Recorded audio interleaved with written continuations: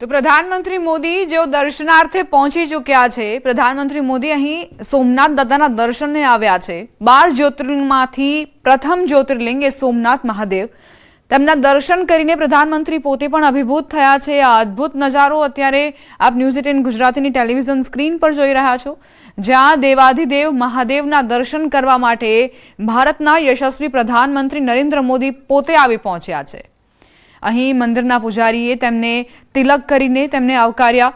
આ પહેલા જે ભીડ હતી સાંજના સમય દરમિયાન પણ જ્યારે પ્રધાનમંત્રી મોદીનું આગમન થયું હતું ત્યારે, અને હવે જ્યારે પ્રધાનમંત્રી મોદીએ અખંડ ધૂનમાં સામેલ થવા માટે આવ્યા છે તે પહેલા દર્શનાર્થે તેઓ પહોંચ્યા છે સોમનાથ દાદાના।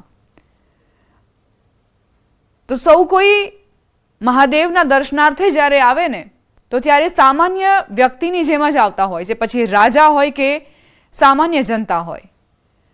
ભગવાન મહાદેવના આશીર્વાદ મેળવવા માટે, તેમની પૂજા અર્ચના કરવા માટે પ્રધાનમંત્રી મોદી આવ્યા છે, તો એ જ ભાવના સાથે આવ્યા છે જે એક સામાન્ય શ્રદ્ધાળુની મનમાં હોય છે, તેના મનોમસ્તિષ્કમાં હોય છે। ઓમકાર મંત્રનો 72 કલાકથી જે જાપ ચાલી રહ્યો છે તેમાં પ્રધાનમંત્રી મોદી ભાગ લેશે, અને તે પહેલા આ દ્રશ્યો આવ્યા છે જ્યાં પ્રધાનમંત્રી મોદીએ દર્શન કરીને ધન્યતા અનુભવી।